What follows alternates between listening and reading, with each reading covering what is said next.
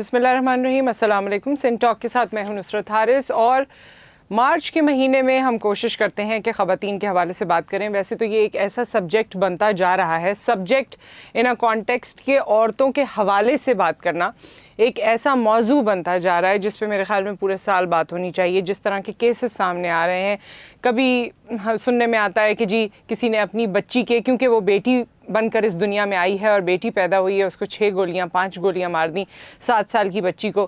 کہیں سننے میں آتا ہے کہ جی ماں نے کہا کہ ہمیں تو پتہ ہی نہیں چلا، نامعلوم افراد گھر میں گھسے اور ہمیں دھکا دیا، ہم بے ہوش ہو گئے، بچی کا گلا کاٹ گئے. اور اس طرح کے کتنے حالات و واقعات ہیں. پچھلے دنوں ایک صاحب سے ملاقات ہوئی اور انہوں نے یہ کہا، جو یہ سوشل ویلفیئر اور باقی تمام چیزوں پہ فیلڈ میں کام کرتے ہیں، کہ کراچی سے ہی ان کو اتنی ان بورن بچیاں مل جاتی ہیں جن کو پیدائش سے پہلے ابورٹ کرا دیتے ہیں ماں باپ جیسے ہی ان کی جنس پتہ چلتی ہے.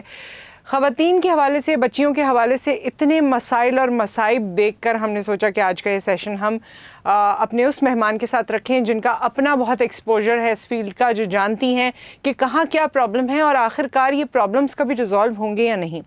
میں خوش آمدید کہتی ہوں. اس وقت ہمارے ساتھ عورت فاؤنڈیشن کی ڈائریکٹر مہناز رحمان صاحبہ موجود ہیں. السلام علیکم. وعلیکم السلام. کیسی ہیں آپ؟ ٹھیک ٹھاک ہیں؟ اللہ کا شکر. جس طرح کے واقعات اور حالات ہم دیکھ رہے ہیں، میں نے تمہید باندھ ہی دی ہے.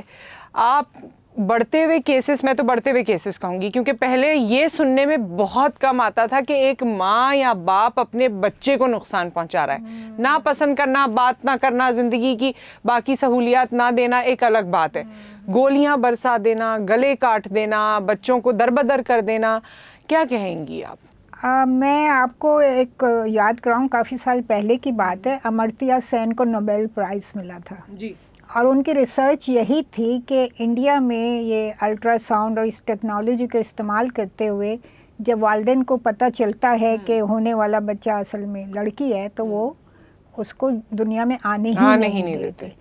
تو ہم اپنے سیشنز میں اکثر اس کا حوالہ دیتے تھے کہ بھئی جب ایک طرف ہم صنفی مساوات کی بات کرتے ہیں، ایک طرف ہم کہتے ہیں کہ لڑکا لڑکی برابر ہیں، اور ظاہر ہے کہ لڑکیاں اللہ کی رحمت ہوتی ہیں، سمجھیں جس کے جو بچیوں کو پالتا ہے اس کا تو ہمیں پتہ ہے درجہ دنیا میں بھی اور آخرت میں بھی بلند ہوتے ہیں. تو ہر لحاظ سے مطلب دیکھا جائے تو، لیکن ہمارے یہاں کیونکہ اس طرح کی ریسرچ کبھی ہوئی نہیں، لیکن ہمیں یہ اچھی طرح آئیڈیا تھا کہ یہ جو ہمارے بالکل پڑوسی ملک میں ہو رہا ہے وہ یقیناً ہمارے یہاں بھی ہو رہا ہے، لیکن سامنے نہیں آ رہا. مگر جیسے کہ آپ نے دیکھا کہ اب یہ چیزیں سامنے آنا شروع ہو گئی ہیں، اور ہم جبھی سے ان چیزوں کے خلاف شور مچا رہے تھے، اتنے سالوں سے ہم یہی بات کرتے ہیں کہ اب دیکھیں اگر آپ لڑکی کو تعلیم دیتے ہیں، اسے جاب کے مواقع دیتے ہیں، تو وہ بھی بالکل والدین کی اسی طرح خدمت کر سکتی ہے جس طرح کہ لڑکا کرتا ہے. تو اس لیے لڑکی کو وہ سمجھنا کمتر، اور یہ تو خیر جو انتہائی واقعات ہیں نا جس کا آج آپ نے ذکر کیا اور ہم جس پہ آج کل بات بھی کر رہے ہیں ہر جگہ، تو یہ تو بہت ہی انتہا پسندانہ واقعات ہیں. اب اس کے پیچھے مجھے نہیں لگتا کہ کوئی ایک عوامل، بہت سارے ہیں، ایک نہیں ہے، کیونکہ کلچر کا، روایات کا بہت دخل ہے. اور مجھے تو ابھی یہ جو میاں والی میں ہوا تو ایک دم، کیونکہ میں قرآن شریف ہمیشہ ترجمے سے پڑھتی ہوں، اور مجھے وہ ایک دم وہی آ گیا کہ جب قرآن شریف میں بھی لکھا ہے کہ جب مرنے والی لڑکی سے پوچھا جائے گا کہ تمہیں کس جرم میں گاڑا گیا زمین میں، قیامت کے دن یہ جنہوں نے یہ کی ہیں حرکتیں ان سے زندہ درگور جو کر دیا کرتے تھے عرب کے زمانے میں. تو اب آپ سوچیں کہ اس کے 1500 سال بعد جب اتنی سائنس نے ترقی کر لی، دنیا چاند اور مریخ پہ پہنچ گئی، اور ہم ابھی تک بچیوں کو صرف اس لیے گولی مار دیں کہ وہ ان کی صنف مختلف ہے، حالانکہ اور کیا کمی، دونوں انسان ہیں. ہمارے تو دیکھیے شروع سے ہی موقف رہا ہے کہ یہ صنفی فرق یا مرد یا عورت یہ بعد میں آتا ہے. پہلی چیز ہے کہ مرد بھی انسان ہے، عورت بھی انسان ہے، اور دونوں ایک جیسے، مطلب تھوڑا ایک جسمانی فرق کا یہ مطلب نہیں کہ ایک کا رتبہ گھٹ گیا یا ایک کا بڑھ گیا. جو زیادہ محنت کرے گا، جو زیادہ پڑھائی میں اچھا ہوگا وہ کامیاب ہوگا. ہمارے سامنے مثالیں ہیں، ہر سال ٹاپ کون کرتا ہے؟ پوزیشنز لڑکیاں لیتی ہیں. مطلب جس فیلڈ میں بھی لڑکیاں گئی ہیں انہوں نے اپنا لوہا منوایا ہے. تو یہ سمجھنا کہ لڑکیاں کمتر ہیں اس لیے پھر اس کے لیے اتنا بڑا قدم اٹھانا کہ اس کو مطلب گولیاں ہی مار دینی. تو میں سمجھتی ہوں کہ یہ مسئلہ، دیکھیے مجھے پاکستان سے باہر رہنے کا بہت اتفاق حسب چائنا میں، تو وہاں جب بھی کوئی اس طرح کے مسئلے آتے تھے تو جو وہاں کے ماہرین سماجیات یا ماہرین عمرانیات ہوتے ہیں وہ فوراً اس پہ فوکس کرتے تھے اور اس پہ باقاعدہ ریسرچ ہوتی ہے کہ اس کے پیچھے کیا کیا عوامل ہیں، روٹ کاز کیا ہے. تو اس کے پیچھے جو ابھی آ رہے ہیں اس میں مطلب کوئی ایک روٹ کاز نہیں ہے. ایک تو وہ کلچرل کہ بھئی وہی جو 1400-1500 سال پہلے شرم کہ بھئی ہائی لڑکی ہو گئی تو منہ چھپائے پھر رہے ہیں، یہ 1500 سال پہلے ہوتا تھا. تو اگر آج بھی ہو رہا ہے تو اس کا مطلب کہ ہم نے کوئی ترقی. اور ویسے بیٹیوں نے یا عورتوں نے کتنا نام بنایا ہے، کتنی بار پروو کیا ہے. جن لوگوں کی 3-3 4-4 5-5 بیٹیاں ہیں ان کی سکسیس اسٹوری ہے. پچھلے دنوں بھی میں سوشل میڈیا پہ دیکھ رہی تھی، ایسی 3-4 بہنیں ہیں جب بچے چھوٹے تھے والدین کے پاس اتنا کچھ نہیں تھا اور اب وہ بڑی ہو گئی، سب پروفیشنل ہو گئی، ان کا اپنا گھر ہے، والدین کی زندگی اتنی بہتر ہو گئی ہے. سو بیٹا اور بیٹے کی بھی کیا گارنٹی ہے میرا صاحبہ، کیا گارنٹی ہے؟ آج یہاں شادیاں ہوتی ہیں، بیٹے چلے جاتے ہیں. ایسے بھی والدین ہم نے دیکھے ہیں، اللہ معاف کرے، کہ 4 بیٹے موجود ہیں لیکن کوئی پوچھتا نہیں ہے. اور ایک بچہ جو ڈاؤن سنڈروم والا ہے، 5 بیٹے یا 4 بیٹے ٹوٹل ہیں، اس میں سے جو نارمل جن کو ہم سمجھتے ہیں یا ہم سمجھتے ہیں جی لڑکا ہے، واہ واہ کیا، وہ پلٹ کے پوچھتے نہیں ہیں. اور ڈاؤن سنڈروم والا جو بچہ ہے وہ ماں باپ کو پوچھتا ہے. بھائی دیکھیں ہمارے سامنے اتنی سکسیس سٹوریز ہیں لڑکیوں کی، یعنی اگر میں ایک بالکل لوور مڈل کلاس گھرانوں میں ہم نے دیکھا کہ وہ اب ظاہر ہے وہاں خاندانی منصوبہ بندی پہ ایسا سچ عمل نہیں ہوتا، تو بہت ساری لڑکیاں ہیں اور لڑکا 1-2 ہی ہیں تو ان کو بڑی اہمیت دی جا رہی کہ لڑکے ہیں. لیکن جب وہ بڑی ہوئیں تو ان لوگوں نے مطلب کم از کم میٹرک تک اپنی ہر لڑکی کو تعلیم دلائی. تو اس کے بعد کوئی پیکنگ انڈسٹری میں چلی گئی، کسی نے پارلر کا کورس کر لیا.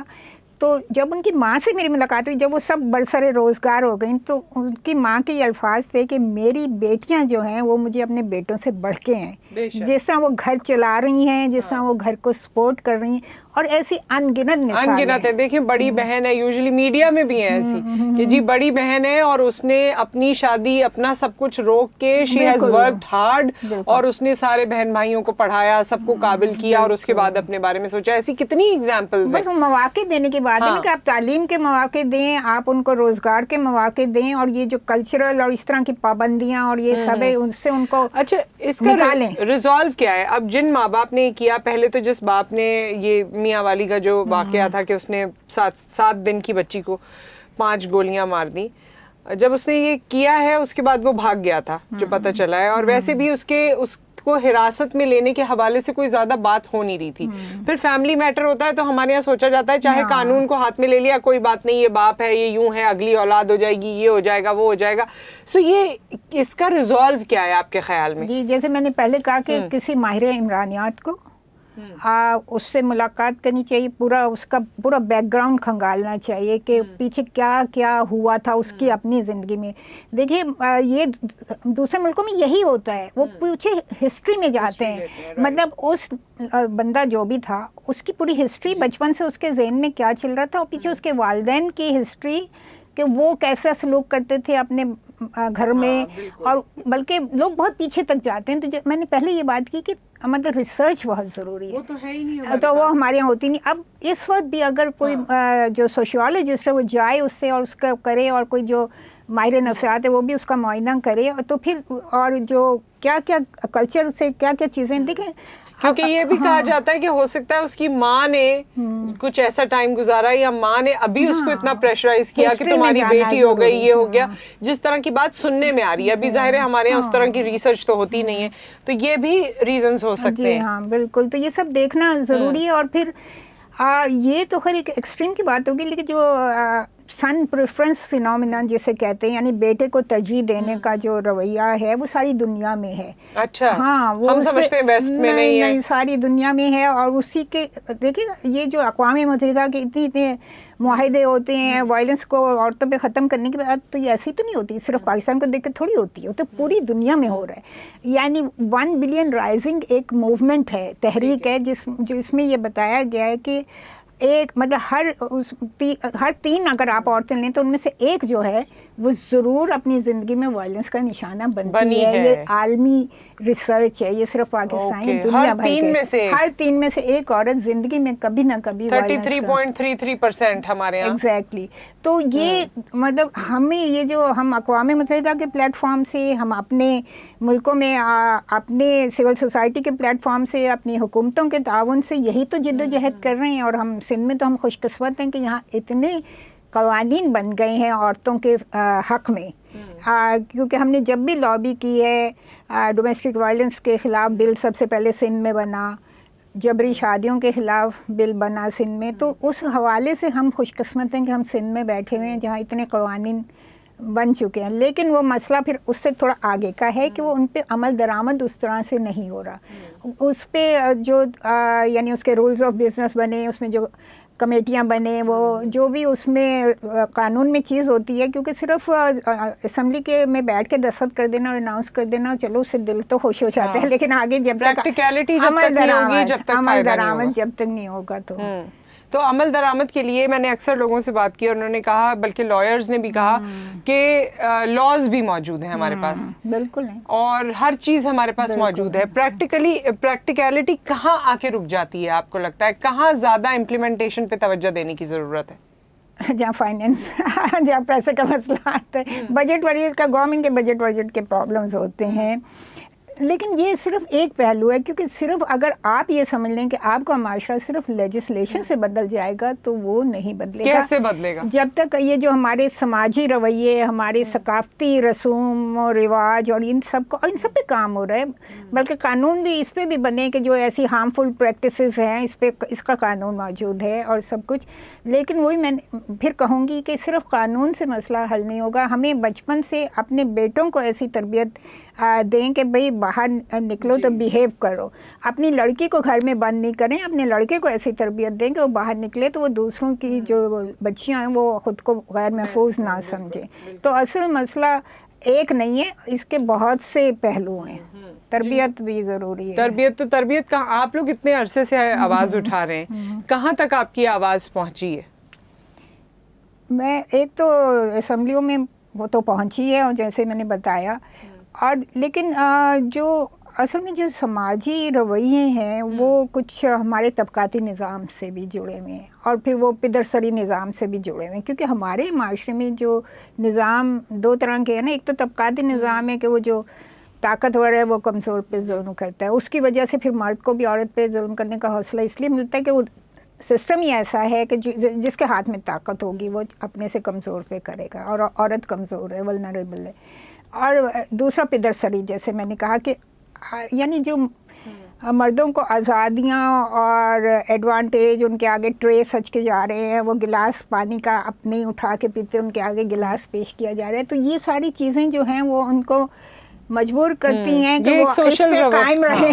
رویہ ہے, یعنی رویہ چینج کرنے کے لیے صرف حکومت یا صرف چند ادارے نہیں ہیں, رویہ چینج سب کو کرنا ہے, اور اس رویے کی تبدیلی ہی جو ہے وہ ہم سب کے لیے سلامتی کا باعث بن سکتی ہے. اب تو میں یہ کہوں گی کیونکہ آج ایک بچی کا قتل ہو رہا ہے, کل 2 کا ہوگا, پھر 4 کا ہوگا, خدا نخواستہ ہم کس طرف جا رہے ہیں. سو ہماری سوشل سیکیورٹی کے لیے ضروری ہے کہ ہم سب کی تربیت ہو سکے. کوئی جاتے جاتے آپ آخری چیز کہنا چاہیں, وقت ختم ہوا ہمارا. میں یہی کہیں کہ یہ جو سسٹینیبل ڈیولپمنٹ گولز ہیں, اس کا جو چوتھا مقصد جو دنیا کی ساری حکومتیں پاکستان سمیت عمل کرنے کی پابند ہے, وہ جینڈر ایکویلٹی یا صنفی مساوات سے متعلق ہے. ہمیں یہ کرنا چاہیے, صنفی مساوات یعنی لڑکے اور لڑکی کی برابری. اور دوسری جو اس سال کا ہم سب نے منایا عورتوں کا عالمی دن, اس کا بھی تھیم یا موضوع یہی تھا کہ آج اگر آپ صنفی مساوات پیدا کریں گے, وہ پچھلے اس کا یہ ہے جینڈر ایکوالٹی, صنفی مساوات آج, پائیدار مستقبل کل.